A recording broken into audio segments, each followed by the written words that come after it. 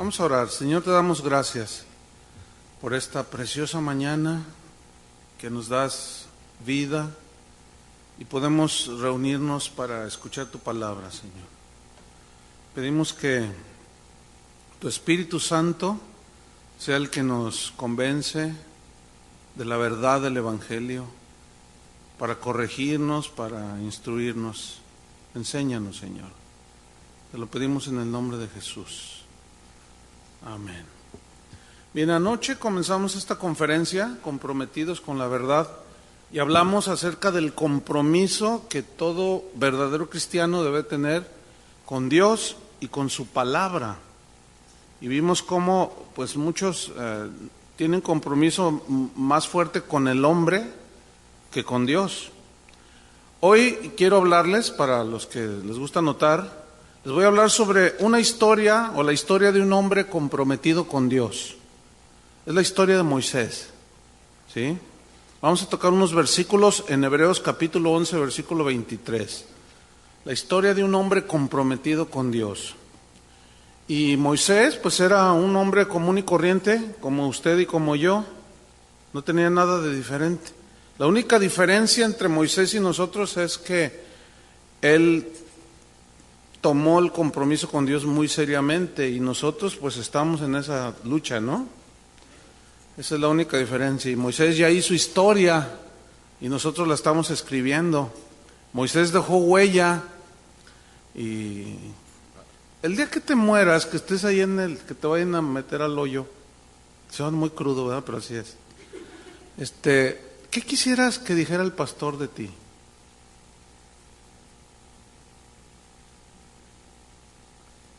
¿Nunca habían pensado en eso? ¿Cuál quisiera que les cantaran? Gracias. ¿Nunca habían pensado en eso? ¿Sabían que un día es lo más seguro que tenemos? Sí. ¿No les gusta esto, verdad? ¿No les gusta oír eso? A la gente no le gusta oír que un día se va a morir de seguro. ¿Pero qué te gustaría que dijeran ese día? No, sí, pero de tu memoria.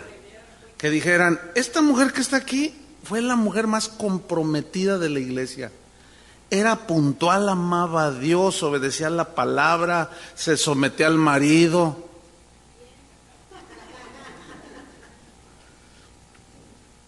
¿Qué te gustaría que dijeran? Pues vamos a ver la vida de Moisés, porque lo que vamos a hablar de Moisés pues es para memoria de él, fíjense, y quedó escrito ahí en la Biblia. Vamos a Hebreos capítulo 11, versículo 23.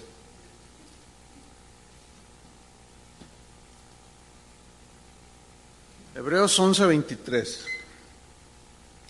Dice así: por la fe Moisés, cuando nació, fue escondido por sus padres por 3 meses, porque le vieron niño hermoso y no temieron el decreto del rey. Por la fe Moisés, hecho ya grande, rehusó llamarse hijo de la hija de Faraón, escogiendo antes ser maltratado con el pueblo de Dios que gozar de los deleites temporales del pecado, teniendo por mayores riquezas el vituperio de Cristo que los tesoros de los egipcios, porque tenía puesta la mirada en el galardón. Por la fe dejó Egipto, no temiendo la ira del rey, porque se sostuvo como viendo al invisible. Por la fe celebró la Pascua y la aspersión de la sangre, para que el que destruía a los primogénitos no los tocase a ellos. Por la fe pasaron el mar Rojo como por tierra seca, e intentando los egipcios hacer lo mismo, fueron ahogados. ¿Notan cómo aquí en estos pocos versículos sintetizan la vida de Moisés?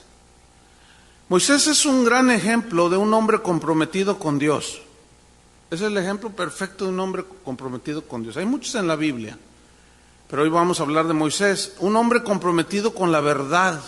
Moisés es un ejemplo de renuncia a la fama, de renuncia al reconocimiento. Moisés es un ejemplo de rechazo al pecado y a los placeres del mundo. Pero vamos a ver cómo empezó todo. Tenga su Biblia ahí en Hebreos 11, de ahí vamos a estudiar estos versículos, versículo por versículo. Dice en el versículo 23 de Hebreos 11, por la fe Moisés, cuando nació, o sea, está hablando de sus padres, fue escondido por sus padres por 3 meses, porque le vieron niño hermoso y no temieron el decreto del rey. Aquí sus padres tuvieron un discernimiento de que Dios tenía algo para su hijo. Pero fíjense lo que hicieron sus padres, dice que no temieron el decreto del rey. O sea, los padres de Moisés, ellos tenían bien ubicado cómo era el compromiso con Dios. Ellos tenían en primer lugar a Dios. Y el decreto del faraón, según Éxodo 1:15, era que, si quieren abrirlo, ahí en Éxodo 1:15, para que veamos qué fue lo que pasó. Porque Faraón hizo un decreto por temor a que los hebreos crecieran en número y ordenó asesinar a los bebés que iban naciendo. Pero vamos a ver qué sucedió.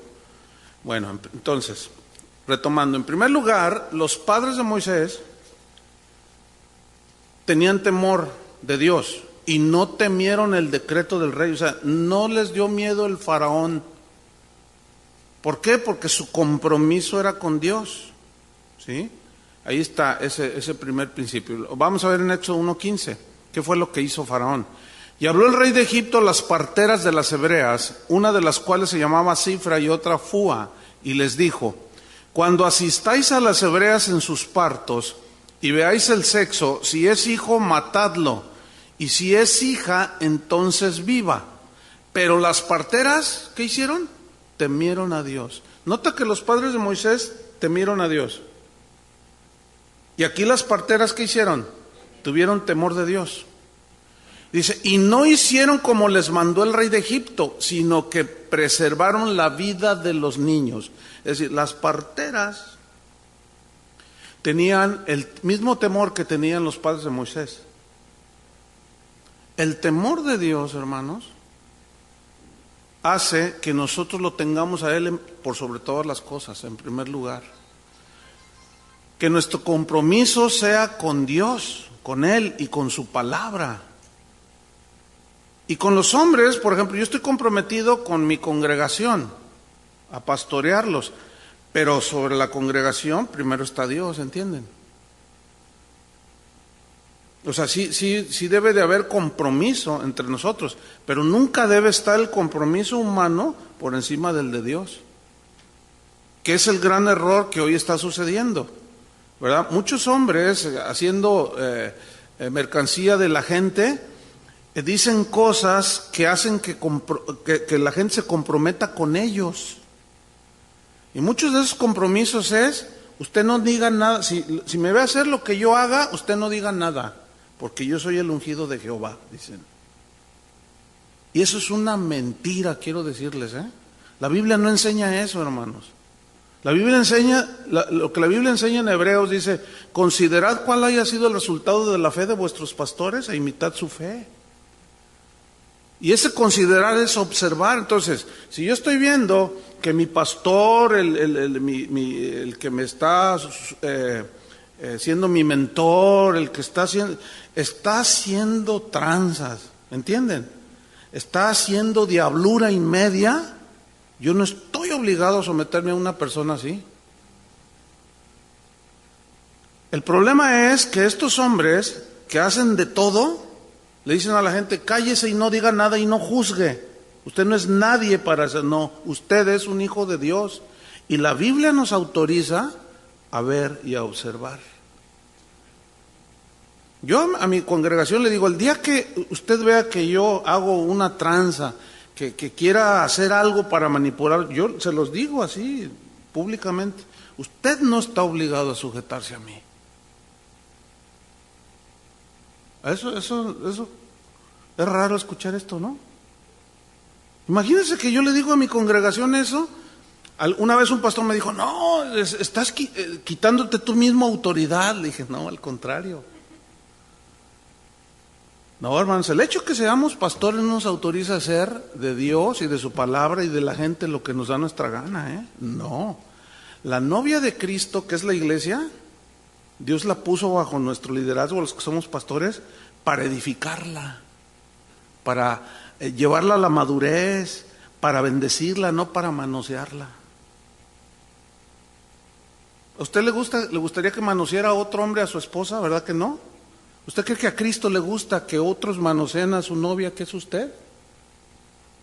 No le gusta, pero hay muchos que manosean a la novia de Cristo, los manipulan. Bueno, esta gente tenía temor de Dios, y hay muchos que se trepan a los púlpitos, no tienen temor de Dios, ¿eh? No piensan que un día le van a dar cuentas a Dios. Yo tiemblo al pensar que un día le voy a rendir cuentas a Dios. Y tengo temor de Dios, y debemos de tener temor de Dios como estas parteras. Entonces el faraón dijo, cada niño que nazca lo van a matar. ¿Pero qué hicieron las parteras? No guardaron el decreto del rey. Pero aquí vienen unas preguntas. ¿Por qué desobedecieron las parteras? ¿Qué acaso la Biblia no dice que nos sometamos a las autoridades?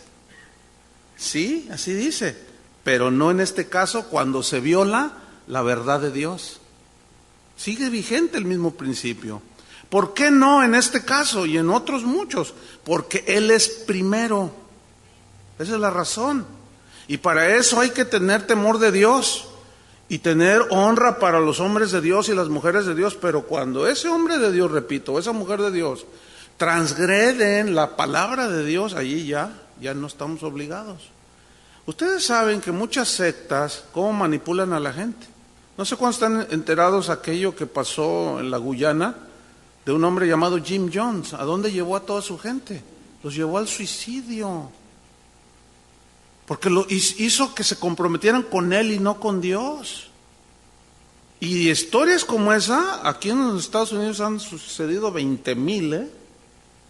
Y la gente al ignorar la verdad de la palabra de Dios y no tener compromiso con Él ni con su palabra, siguen al hombre y eso los lleva a la destrucción.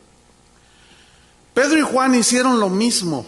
No se sujetaron a las autoridades cuando les dijeron después de que oraron por un paralítico, ahí en Hechos 4, y fue sanado.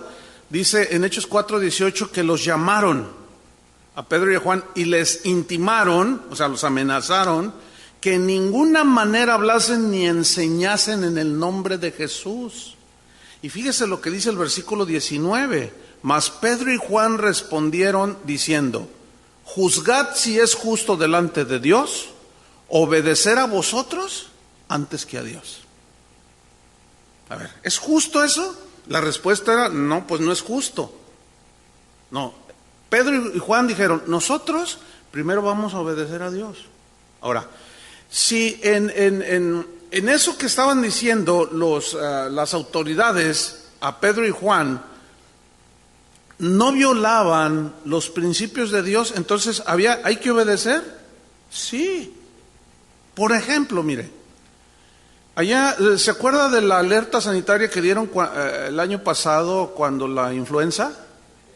Bueno, allá en México, el gobierno de allí del estado de donde yo vengo, de Guadalajara, en Jalisco, el gobierno dijo que toda concentración masiva debía de suspenderse por el riesgo de los contagios masivos. Entonces, nosotros, yo como pastor y mis pastores y la congregación, debíamos de someternos a las autoridades y cancelar las reuniones por cuestiones sanitarias, ¿sí o no? Sí, nosotros lo hicimos. Allí sí, allí no se trataba nada de no prediquen y no hablen y no crean, no, se trataba de otro asunto. Entonces, nosotros lo entendimos y nosotros nos sujetamos. Y durante 3 domingos no tuvimos reuniones públicas. Pero otros hermanos dijeron, no, lo que pasa es que les falta fe a ustedes. Y confunden todo. Mira, hay cosas en la vida cristiana que se solucionan con fe y otras con sabiduría. Bueno, pues hubo un montón de contagiados. Tenían fe. No, lo que pasa es que al no conocer las verdades de Dios no sabemos cuándo actuar. Por eso tenemos que conocer la palabra de Dios. Otro ejemplo, no sé si ustedes se enteraron, en México hubo un pastor que secuestró un avión. ¿Se dieron cuenta de eso? ¡Qué vergüenza! A mí me da vergüenza en México decir que soy pastor. De veras, me da vergüenza. ¿Y usted en qué trabajo, qué hace? Cuando me preguntan. Y yo digo, me la pienso. Porque en cuanto digo soy pastor, dice, ¿secuestrador? O sea, ya tienen una idea de los pastores como gente ignorante, insensata, torpe.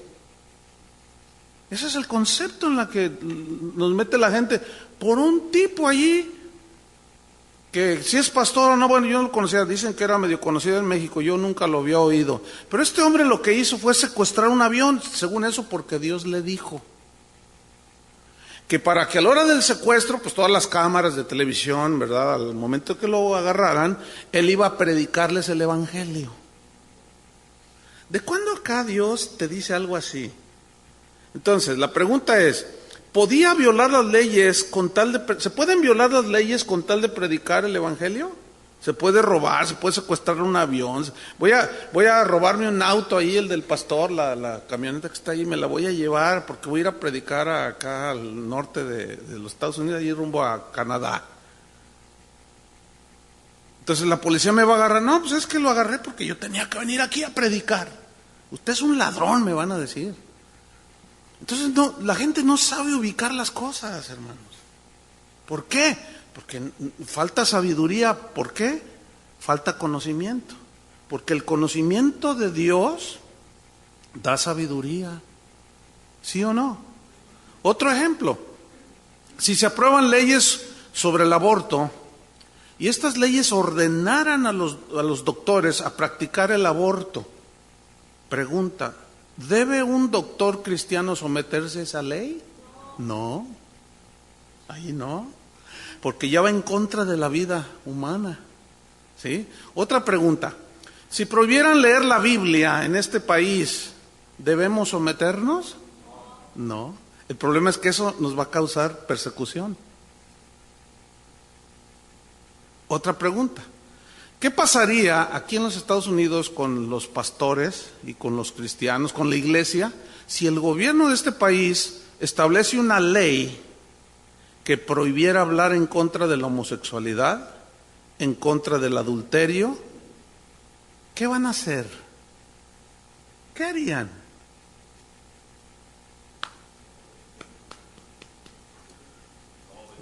No obedecer, pero eso hay que pagar un precio, ¿sí o no? Pues debo decirles que ya se está gestando, para que se vayan preparando. En Bélgica, el mes pasado, allá hay una ley que prohíbe un predicador americano, se fue a predicar y empezó a hablar en la calle, empezó a hablar de Jesús, y se le acercaron dos homosexuales, pero provocándolo. Entonces, dos hombres, entonces se abrazaron y enfrente de él se empezaron a besar. Entonces le dijeron, ¿qué dice Dios sobre esto, predicador? Y el predicador les dijo que los homosexuales, si no se arrepienten, se van a ir al infierno. Con eso bastó para llamar a la policía y le pusieron una multa de 1,500 euros, que son como $2,000. Está prohibido ya en algunos países. ¿Qué cuando llegue aquí? ¿Cómo vendrá persecución? ¿Saben cuál va a ser el peor enemigo del cristianismo en este siglo XXI y lo que está por venir? Los derechos humanos. La Comisión de los Derechos Humanos. Van a ver. Ahí es donde se va a gestar la persecución. Porque esos hacen sus cosas, promulgan sus leyes, ¿sí? Entonces, ¿qué vamos a hacer? Bueno, los padres de Moisés dijeron, no, primero está Dios. Las parteras dijeron, no, pues muy faraón, pero nosotros tenemos temor de Dios. Pero volvamos a Moisés. Dice en Hebreos 11:24, Hebreos 11:24. Dice, por la fe Moisés, hecho ya grande, cuando ya él creció, rehusó llamarse hijo de la hija de Faraón. Aparentemente no tiene nada ese versículo. rehusó llamarse hijo de la hija del faraón. Pero debo decirles que cuando Moisés creció, él rechazó deliberadamente los honores de ser llamado, o el honor de ser llamado nieto del faraón, porque recuerdan que fue la hija del faraón que lo rescató. Pero él rehusó llamarse nieto del faraón. Imagínate, el rey de Egipto es mi abuelito.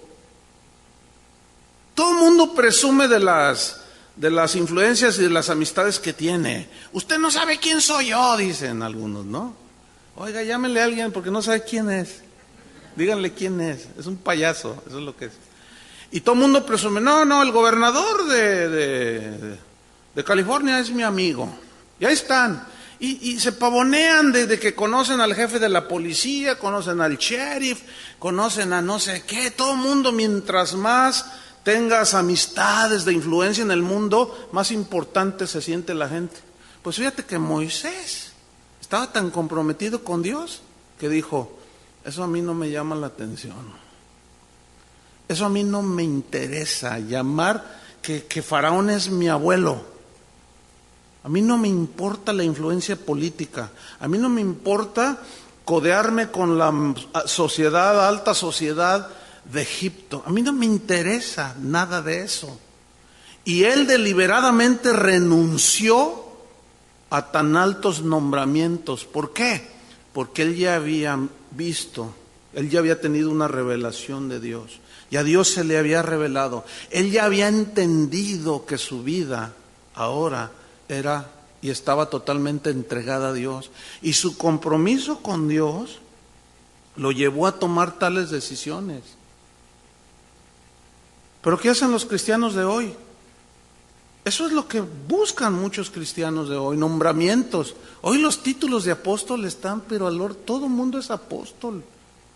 Ya está el perro, apóstol, ven para acá. A todo el mundo es apóstol. Hay verdaderos apóstoles de Dios, Pero, oiga, mire, ahí en Guadalajara nombraron apóstol a un hombre que tenía 6 meses de convertido. Y quién sabe si estará convertido. Porque hace cada cosa. Entonces, ahora es doctor, reverendo, apóstol, profeta, pastor y maestro. Y además experto en consejería. Y quién sabe cuánto. Nos encantan los títulos. Porque eso levanta el ego, ¿entiende? Vivimos en una sociedad que está donde la competencia es el pan de cada día. Desde que nacimos hasta que morimos nos enseñan a competir. Sea usted el mejor, demuéstrenles a todos que sí puede. Ya está todo el mundo compitiendo por ser el mejor. ¿Saben que dentro de la iglesia ese concepto de competencia no existe, no es bíblico? ¿Sabían eso? La Biblia tiene el concepto de cuerpo. Dice, no puede decirle a la mano derecha, a la mano izquierda, no te necesito. Y hoy compiten los cantantes a ver quién se gana más Grammys, a ver quién graba más. Y todavía los predicadores le atizan a la gente, ¿cuántas almas ganaron para Cristo? Y una dice, ya 2. Ay, hermanos, gloria a Dios. Y acá una dice, 10, gloria a Dios, vean. Eso es lo que deben de hacer. ¿Qué está fomentando ese pastor? La competencia. Y al rato el de 2 y el de 5 no se pueden ver, se odian. Porque el otro ya se alzó. Y todo eso es antibíblico, hermanos. Lo que se debe aumentar es la unidad. Tú eres mano, tú eres pie, tú eres un ojo, tú eres un callo. Todos somos miembros del cuerpo de Cristo, ¿sí o no? Y tenemos que fomentar eso, no la competencia. ¿Por qué siempre entre los músicos se andan peleando? A ver, en todas donde quieres una bronca. Porque tienen un espíritu de competencia entre ellos. No tienen el concepto de unidad, de cuerpo, de Cristo. ¿Todo por qué? Porque anhelan reconocimiento. Y Moisés dijo, yo no quiero nada de eso. No me importa. Pablo hizo lo mismo. Filipenses 3:9.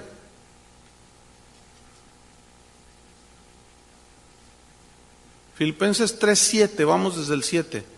Vamos a ver, usted sabe que que Pablo era, mire, él entre otras cosas era políglota, hablaba no sé cuántos idiomas. Era un erudito, el apóstol Pablo, no era cualquier hoja de estafiate, como dicen ahí en México, ¿verdad? No, era una persona muy preparada, era una persona que había tenido muchos logros humanamente hablando, era de linaje alto en la sociedad judía de aquellos tiempos. Y fíjense lo que él dijo en Filipenses 3:7, después de que conoció a Cristo y se comprometió con él. Fíjense lo que dice: pero cuantas cosas eran para mí ganancia, digan todos ganancia. ¿Qué es ganar? Es obtener un beneficio para uno, ¿no? Cuantas cosas para mí eran ganancia, fíjate lo que dice, las he estimado o las tengo como pérdida, como cosas perdidas, por amor de Cristo. O sea, él dijo, mis logros humanos y la obediencia y el sometimiento y el compromiso con Cristo, mis logros humanos, no quiero nada, yo quiero a Cristo. Él había entendido algo que nosotros debemos entender, que Cristo es sobre todo y sobre todos. Versículo 8, y ciertamente dice, aún estimo todas las cosas. ¿Cuántas cosas? Todas. Se refiere a sus logros personales que él tuvo, a sus títulos en su vida pasada. A eso se está refiriendo aquí. Aún estimo todas las cosas como pérdida por la excelencia del conocimiento de Cristo Jesús, mi Señor, por amor del cual lo he perdido. ¿Cuánto? Todo.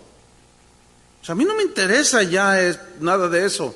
Y todo eso, dice, lo tengo por basura para ganar a Cristo.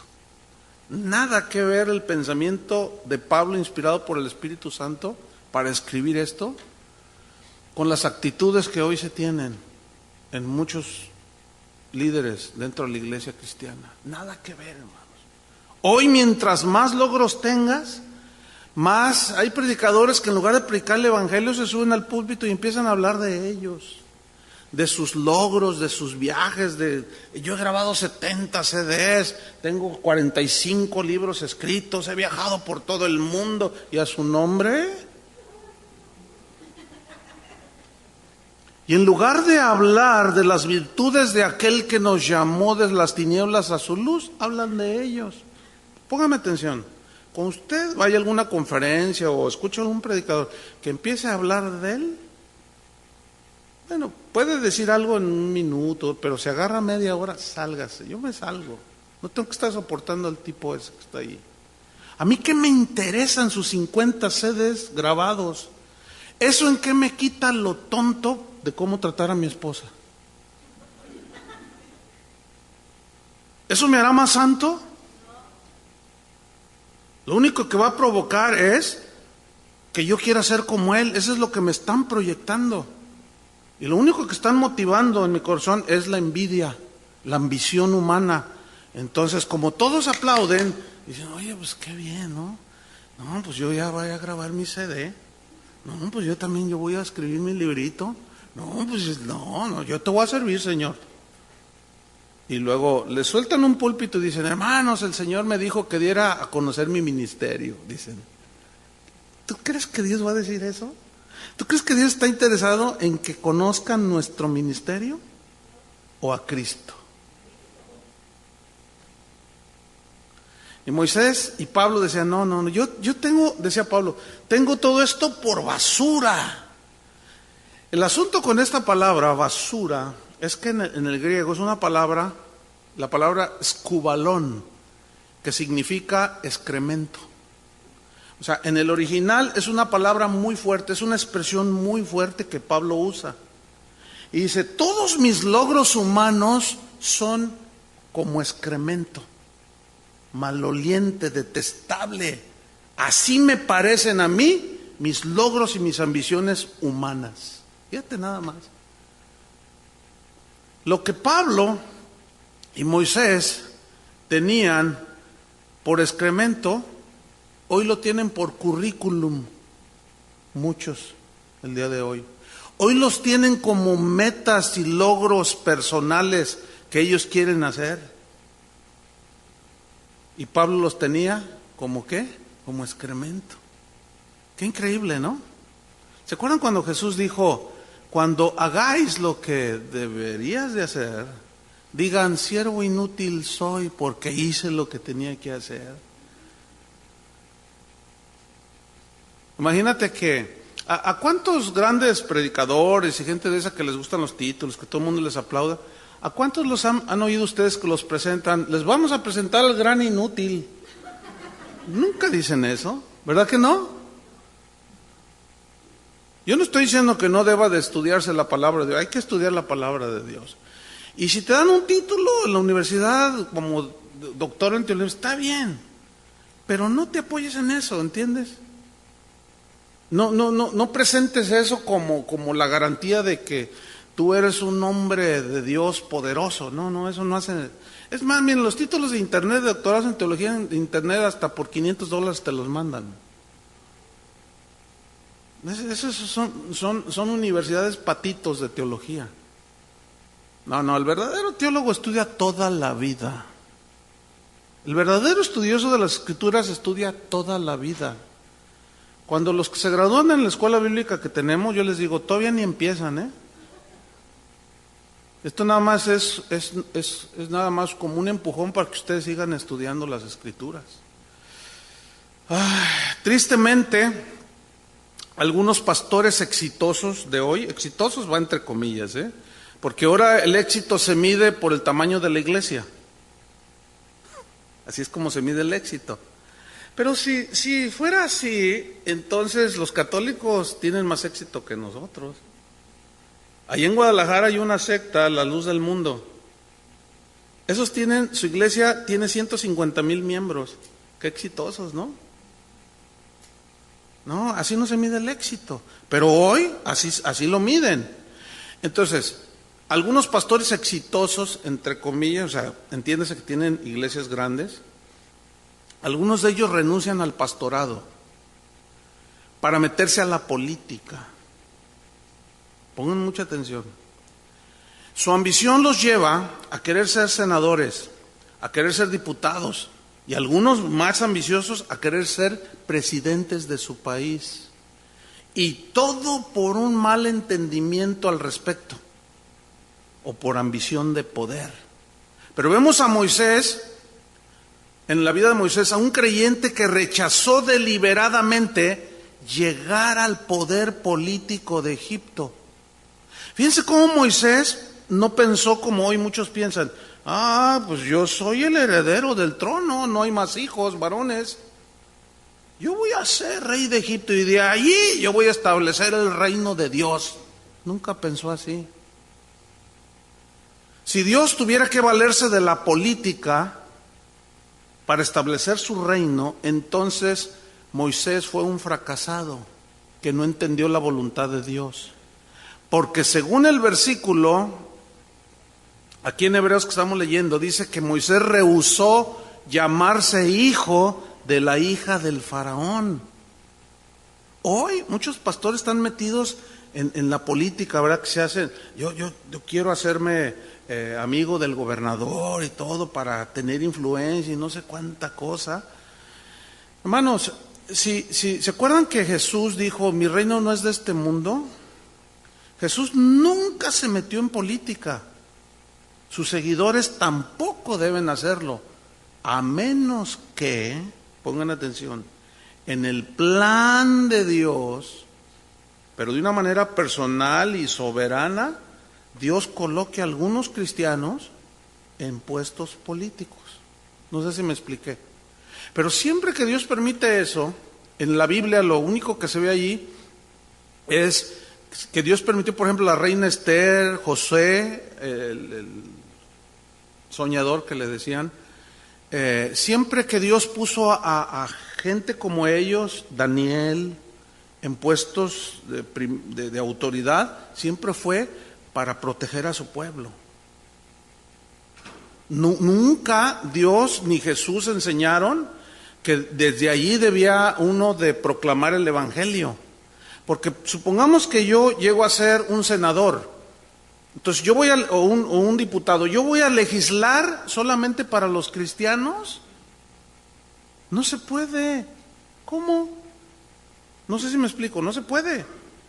Porque si yo soy elegido por el pueblo, yo tengo que legislar a favor de los ciudadanos, independientemente de lo que crean y de cómo vivan. ¿Sí o no? Si yo soy legislador de los Estados Unidos, yo tengo que legislar a favor del ciudadano para su vida civil y su vida como ciudadano.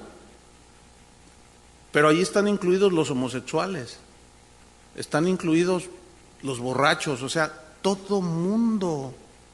Entonces yo no puedo decir, yo nada más voy a legislar para los cristianos. Estaría haciendo lo mismo de lo cual nosotros nos quejamos ahora. Esos senadores, esos diputados nada más legislan para ciertos grupos. Entonces, ¿llegaríamos a esos puestos de autoridad para hacer lo mismo? No estamos llamados a eso, ni menos un pastor. Mira, cuando un pastor deja el llamado más sublime que Dios puede darle a un hombre, que es predicar la Biblia, y lo cambia por un puesto político, está despreciando el más alto llamamiento. Qué privilegio servir a Dios, hermanos. Y dejar ese llamamiento de Dios para subirse a la política y de allí, según ellos, proyectar quién sabe cuánta cosa. ¿Por qué Moisés no lo hizo? Porque él entendió. La voluntad, José no quería ser el primer ministro de Egipto, ¿verdad que él no quería? Pero Dios lo llevó así. Igual en Babilonia con Daniel, él no dijo, yo tengo, no. Sin embargo, fue de los 3 gobernadores de confianza ahí del rey de Babilonia. ¿Por qué? Porque estaba en el plan de Dios. Pero ellos siempre guardaron sus convicciones, ellos nunca las traicionaron. Muchos cristianos, entonces, el día de hoy, ilusoriamente, hasta inventan partidos políticos, según ellos, para de allí bendecir a su país. Pero hermanos, no es así. Mire, déjenme ponerle unos ejemplos. En Guatemala, ¿hay algún guatemalteco aquí? ¿No hay algún guatemalteco? No, para que me digan, no, sí es cierto lo que usted está diciendo, pastor. Pero allí en Guatemala han tenido 2 presidentes cristianos, entre comillas, hay que ponerles. Uno de ellos asesinó un montón de indígenas. O sea, abusó del poder y los mató, cientos de indígenas. Y actualmente es uno de los líderes de una iglesia muy grande en Guatemala, pero eso allí quedó. Bueno, el otro presidente robó millones de dólares de un fondo de una de las organizaciones mundiales que tenía para los indígenas. Había un fondo de 30 millones asignado para Guatemala. Y de pronto se desaparecieron y a él le apareció un yate allá en un lago de Guatemala, un departamento en Miami. El presidente cristiano. Bueno, ese mismo presidente cristiano, en la ciudad de Nueva York, un periodista lo anduvo siguiendo y le tomó fotografías en un centro nocturno, mirando a mujeres desnudas bailando enfrente de él. Presidentes cristianos. Bueno, ¿y qué vamos a decir de los últimos 2 antes de Obama aquí en los Estados Unidos? Asistían a una iglesia cristiana, ¿sí o no? Los domingos. Uno de ellos se metió con una colegiala y el otro dejó un desastre de país.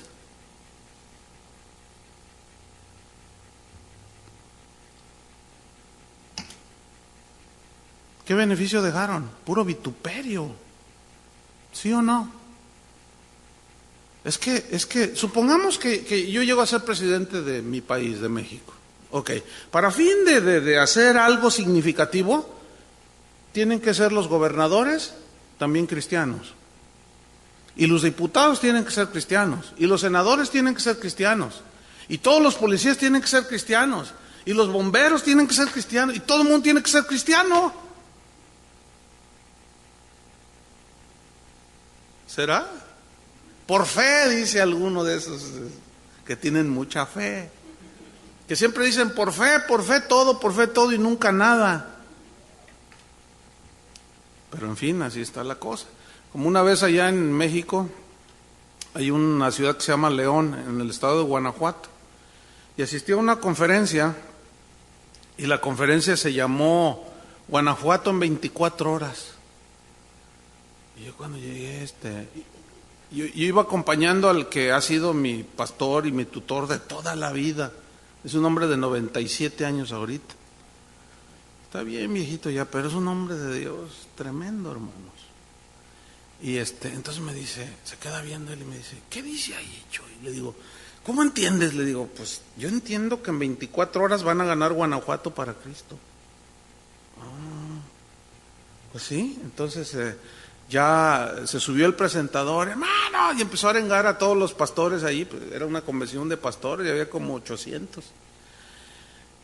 Vamos a ganar Guanajuato para Cristo, y todos, amén. Los empezó a emocionar, ¿no? ¿De verdad lo creen? Sí. Eso fue en 1983. Bueno, entonces dice, así es que, pues, gloria a Dios, tenemos nuestro primer conferencista. Y yo era uno de los oradores, pero estaba otro, un puertorriqueño, y él predicó primero. Entonces sube el hermano y dijo, ¿de veras ustedes van a ganar Guanajuato en 24 horas? Y todos, sí, gloria. Se vienen emocionados los pastores. Dice, ¿de veras lo creen? Y dice, sí, o sea que mañana a esta hora ya todo el estado de Guanajuato está convertido. Amén. No, pues de veras que me impacta su fe. Dice, ok, vamos a ver. Estábamos en la ciudad de León, Guanajuato. ¿Cuántos habitantes tiene León, Guanajuato?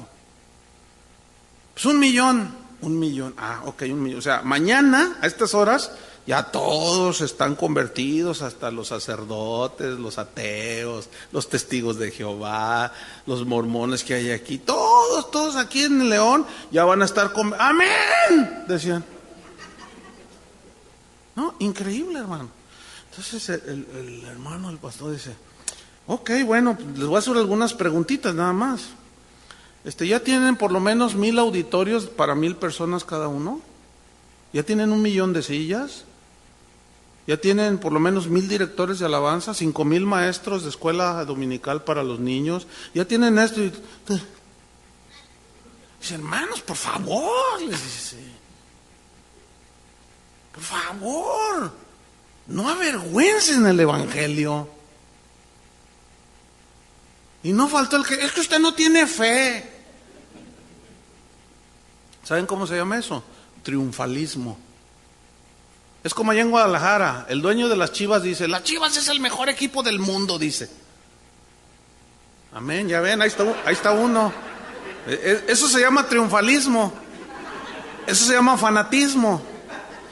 ¿Por qué? Porque no es el mejor equipo. Es evidente que no es el mejor equipo del mundo. Aunque todas las Chivas de allá que vienen en Guadalajara, todos quieren y creen y dicen que sí, pero la realidad es que no.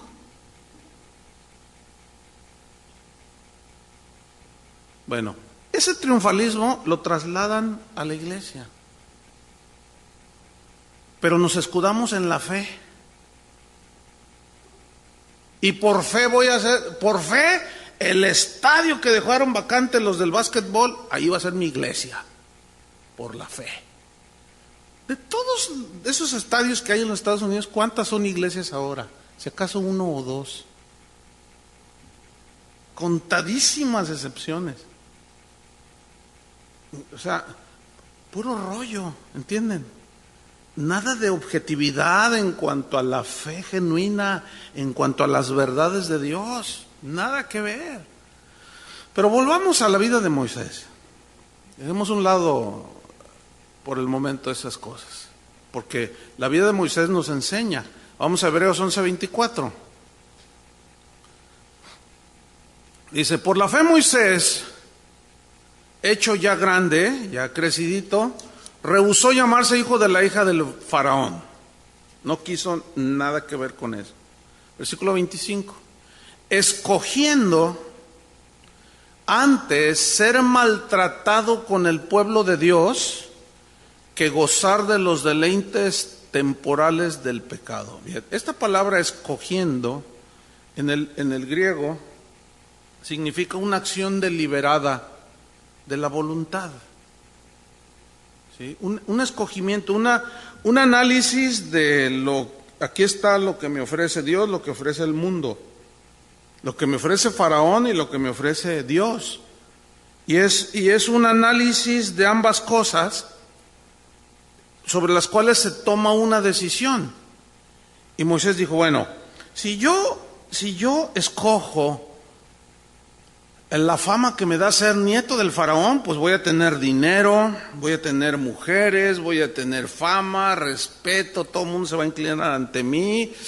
Y eso a la carne le encanta, ¿verdad? Me van a traer en limusina, voy a hacer una carreta limusina, pues, ¿no? Y esto y lo otro y más allá, y todo el mundo me va a respetar, todo el mundo va a querer ser mi amigo, mis amigos van a ser los presidentes de otros países, todo eso me ofrece. Bueno, ¿qué me ofrece Dios? Bueno, me ofrece vida eterna y vivir con Él por toda la eternidad, pero eso me va a costar maltrato, persecución, desprecio. Y se quedó. Yo voy a escoger, ya sé lo que tengo que escoger. Y escogió ser maltratado con el pueblo de Dios, o sea, con los israelitas que estaban cautivos allí en Egipto. Él lo escogió, antes que gozar de los deleites temporales del pecado. Lo que hizo Moisés fue analizar el pecado. Pues sí, es deleitoso, ciertos pecados que le producen deleite a la carne, pero el fin es la muerte eterna. No quiero. Pero la carne se resiste, la carne quiere fama, reconocimiento, bienestar, quiere dinero. Claro, ahora los cristianos de hoy lo disfrazamos, lo digo otra vez, lo disfrazamos con Dios me quiere bendecir, Dios ¿cómo se dice? Dios cumpla los deseos de mi corazón. La Biblia dice, deleítate en el Señor y Él concederá las peticiones de tu corazón. Nada más que si estudiamos bien esa palabra, deleítate, en el hebreo significa ser maleable. ¿Saben lo que significa ser maleable?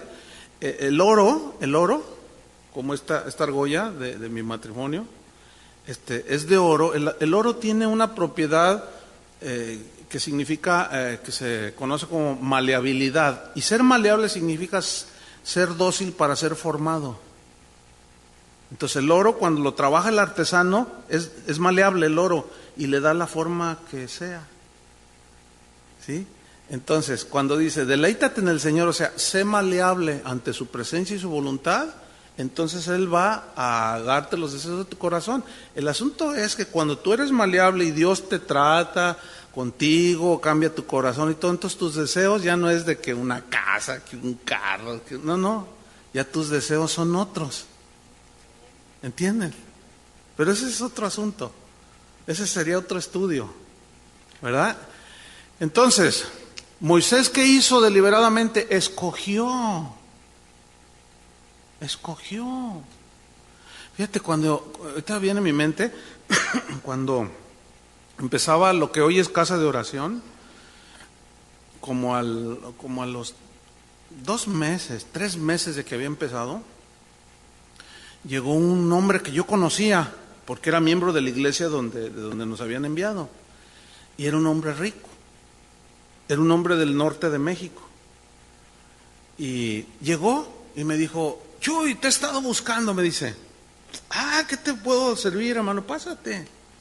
Dice, mira, Chuy, agarra tus cosas ya, es más, deja todo esto y vámonos, me dice. Le digo, ¿vámonos a dónde? Dice, mira, es que yo tengo en el estado de Sinaloa, dice, yo tengo un terreno, dice, donde voy a construir una iglesia. Voy a construir un auditorio para 1,000 personas, me dijo. Y en aquel entonces, 1982, hace 28 años de eso, era como decir un auditorio para 10,000, 15,000, ¿entienden? Entonces dice, y tú vas a ser el pastor de esa congregación, ¿cómo la ves? Y entonces yo le dije, ¿yo? Le dije, no, yo no. Me dice, sí, a mí Dios me dijo que tú vas a ser el pastor. Yo le dije, a mí no me ha dicho. Dice, mira, vámonos de aquí. Dice, ya tengo el terreno, te voy a construir un auditorio, un templo, digo, para 1,000 personas. Lo vamos a hacer tipo Estados Unidos, alfombrados con sillas cómodas, bonitas, un sistema de sonido, instrumentos musicales. Dice, te voy a comprar una casa para ti. Te voy a regalar un auto nuevo y te voy a dar $3,000 mensuales. Como si ahorita te dijeran, te voy a dar $8,000 mensuales de salario en aquel entonces. ¿Qué hubieras hecho tú? Yo te voy a decir lo que yo hice. ¿Sí? Ahí había solamente 2 cosas a hacer: aceptar la oferta o rechazarla, ¿no? ¿Sí o no? Ahora, todo aparentaba venir de Dios, ¿sí o no? Pero a mí Dios me había dicho desde mucho tiempo antes que estuviera en Guadalajara, que empezara con un montón de marihuanos y que allí me quedara a predicar el evangelio. Pero vino el faraón y me ofreció, y yo no tenía dudas de lo que debería de responder. Yo le dije, no, hermano, dije, yo no estoy en venta, ni me alquilo. No, dice, a ver, ¿cuánto te pagan aquí? Es que yo no estoy aquí por la paga, yo estoy por obediencia.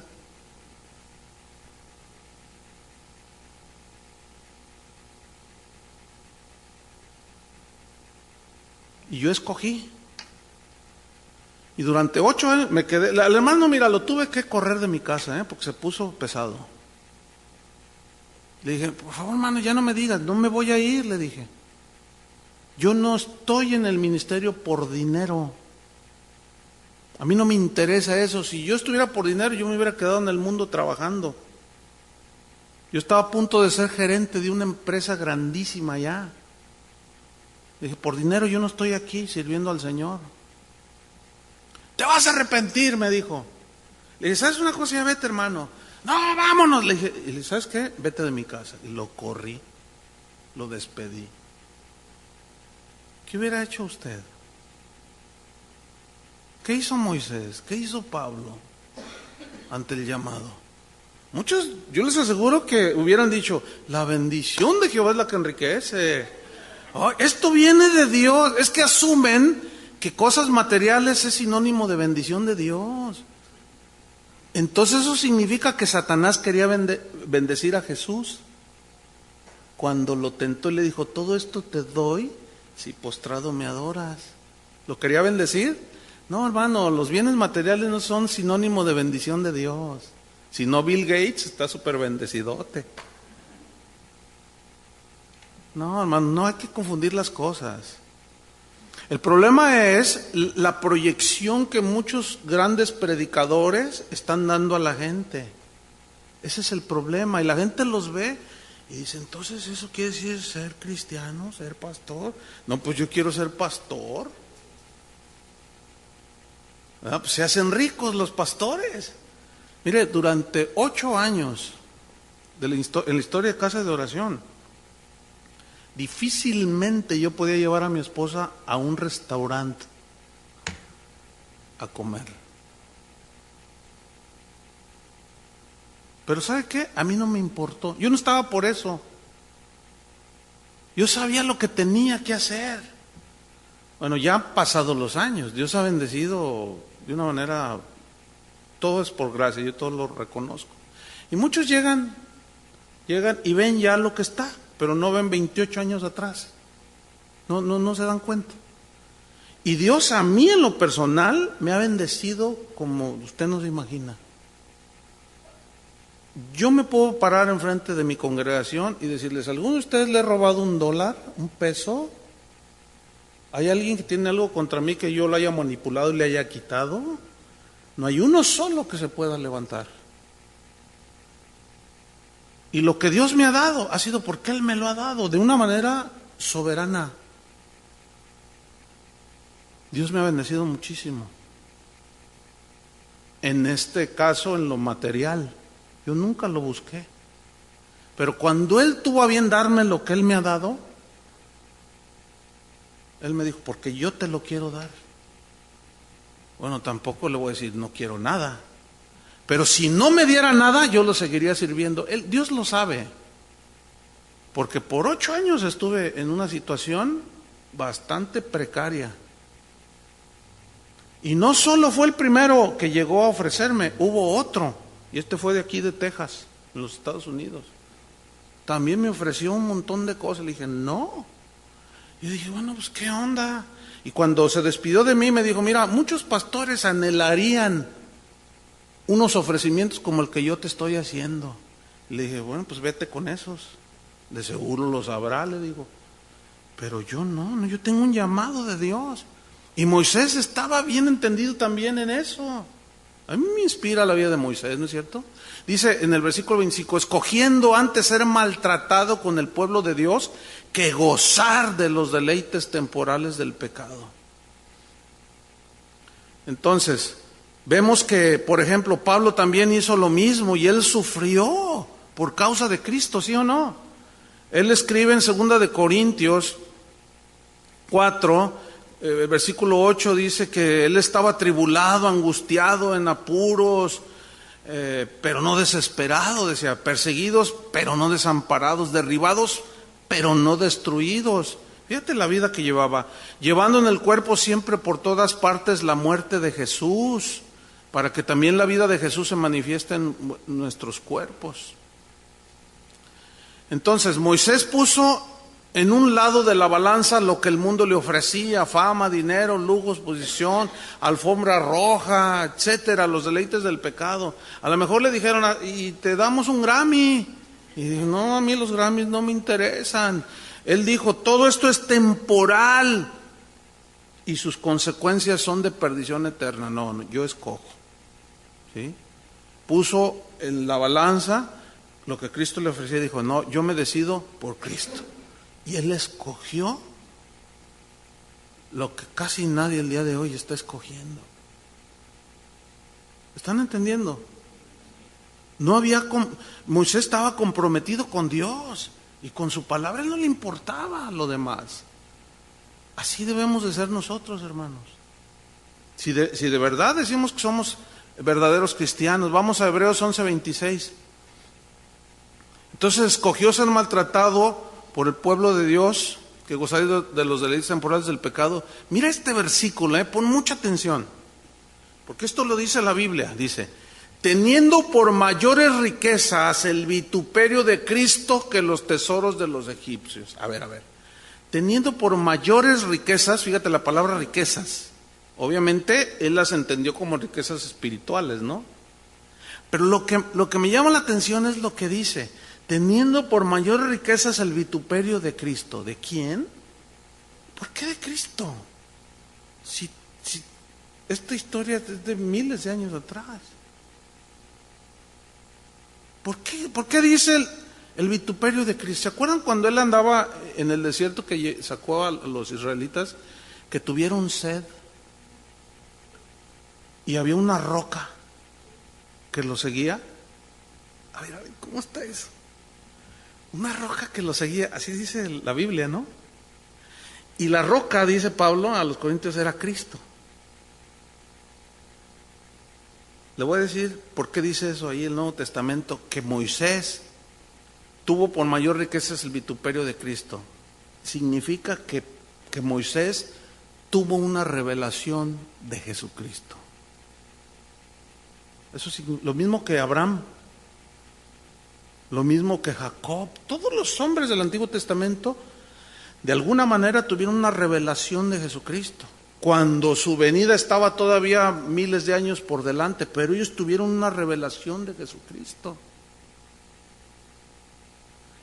Él de alguna manera supo que esa roca simbolizaba a Cristo, de alguna manera. ¿Se acuerdan cuando volvieron a pedir agua a los israelitas y Dios le dijo, háblale a la roca? Primero le dijo, golpea la roca. ¿Se acuerdan? Y luego le dijo, háblale a la roca, pero él le pegó 2 veces. Y Dios se enojó y le dijo, Moisés, me has deshonrado delante del pueblo. No vas a entrar a la tierra prometida. Pero súbete al monte y solamente de lejos la vas a ver. fíjense la mansedumbre de Moisés. ¿Por qué aceptó la disciplina de Dios? Fue al monte y miró la tierra desde lejos. Y aceptó la voluntad de Dios, aceptó la disciplina de Dios. ¿Saben por qué? Porque él había entendido que el Mesías, el golpe que le dio una sola vez, significaba la muerte de Cristo. ¿Cuántas veces murió Cristo? Una. Y le pegó 2 veces.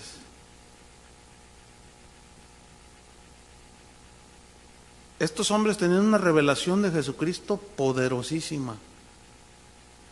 Por eso no le discutió a Dios.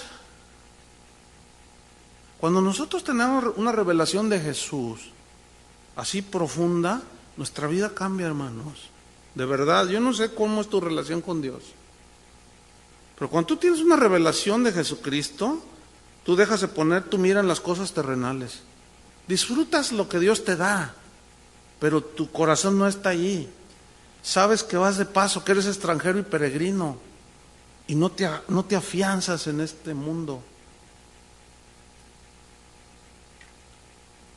Por eso dice que tuvo por mayor riqueza el vituperio de Cristo que los tesoros de los egipcios. Ahora, la palabra vituperio viene de una palabra griega, oneidismos, está un poco difícil, que significa descrédito, significa reproche, significa difamación. O sea, significa que Moisés entendió que si él seguía a Dios y en esa revelación de Cristo que él tuvo, él iba a sufrir el descrédito, él iba a sufrir el reproche y la difamación y el desprecio de los demás.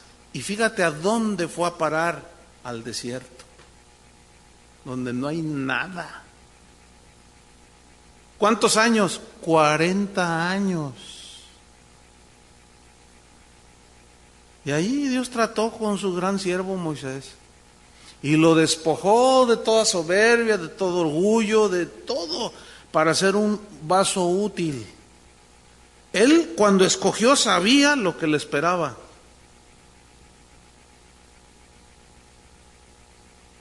¿Tú sabes lo que significa seguir a Cristo de veras?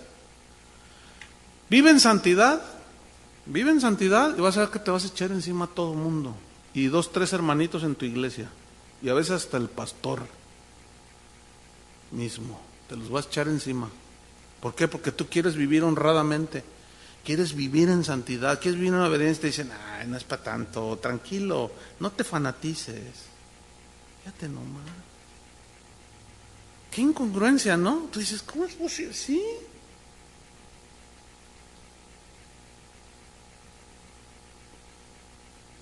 Pablo le dijo a Timoteo, el que quiera vivir piadosamente en Cristo, ¿qué? Sufrirá persecución. Vivir piadosamente significa siguiéndolo con compromiso real y verdadero. Ahora bien, dice que Moisés escogió ser desacreditado, reprochado, difamado. ¿Por qué? En el versículo 26 nos dice, porque tenía puesta, ¿qué dice?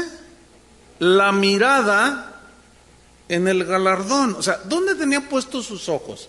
¿En lo terrenal o en lo espiritual? En lo espiritual. Eso es definitivo. Segunda de Corintios 4:18, Pablo dice, no mirando nosotros las cosas que se ven, sino las que no se ven. Porque las cosas que se ven son, ¿qué? Temporales, pero las que no se ven son eternas. Entonces Moisés miró más allá de muchos de su tiempo.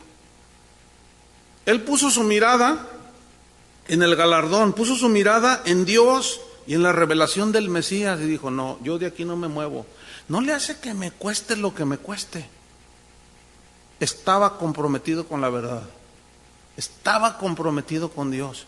Sabía que había que pagar un precio, pero no le importó. Sabía que podía y que iba a pasar unos años y su futuro se miraba no muy halagador. Imagínate, 40 años en el desierto.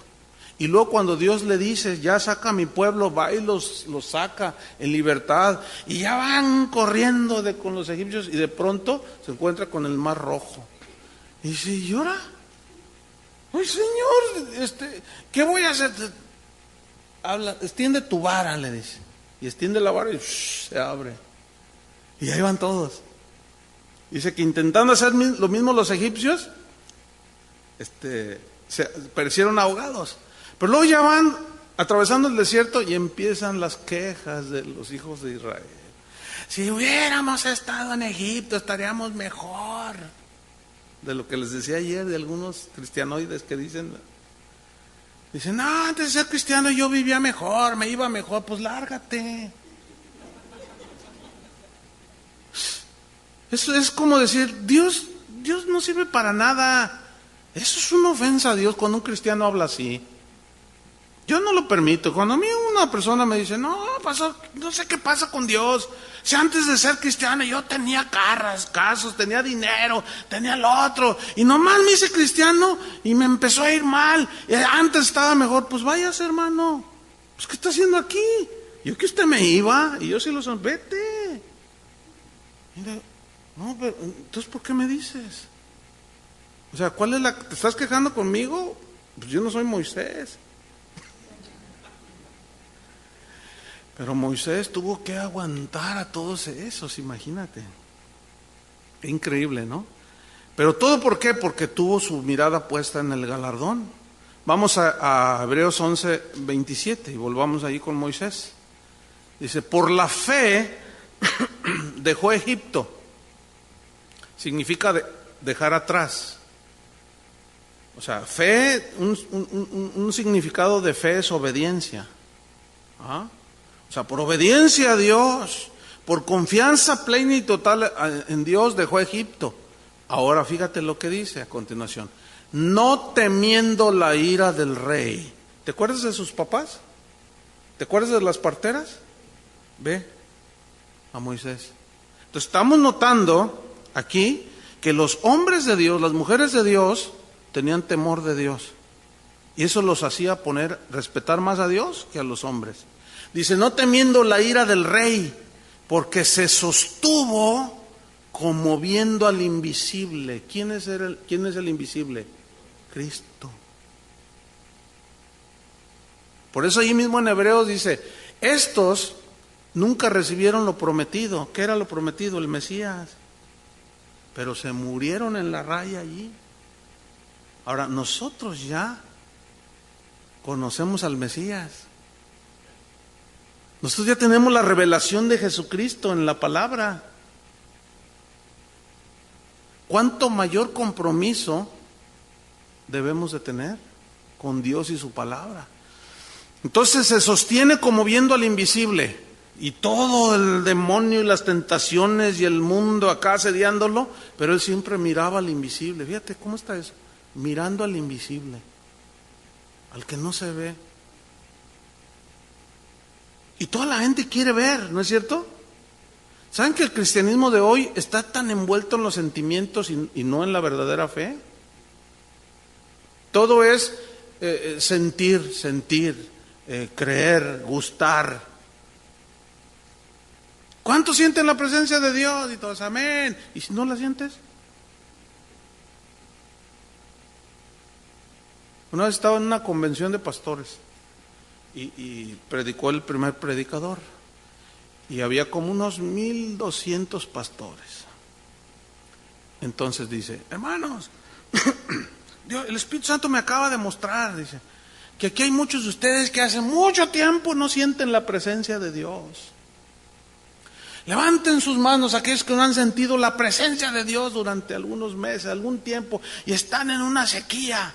Y como 800 levantaron la mano. Entonces, pues yo estaba por ahí sentado, ¿no? Y dije, ¿y qué irá a hacer el predicador? Y dice, pues ahora, dice, yo voy a orar para que sienta la presencia de Dios. Pasen al frente. No, pues se llenó allí.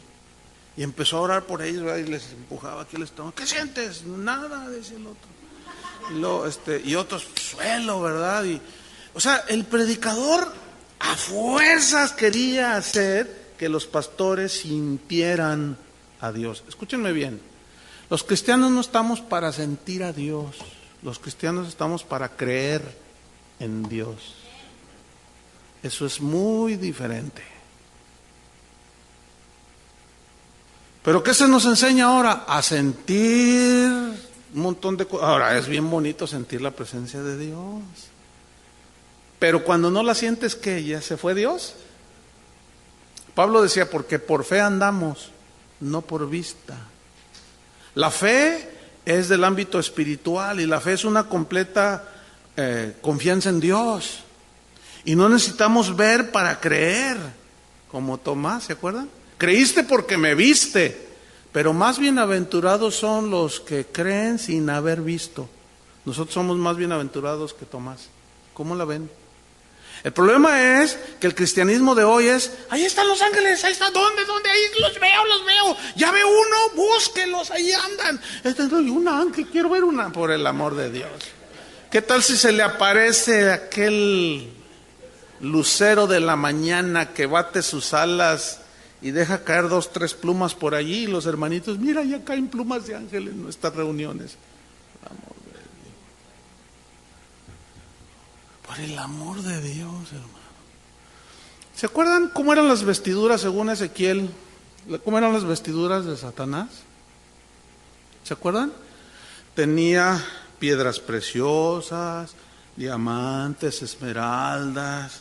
¿Qué es lo que está cayendo hoy en algunos lugares por allí?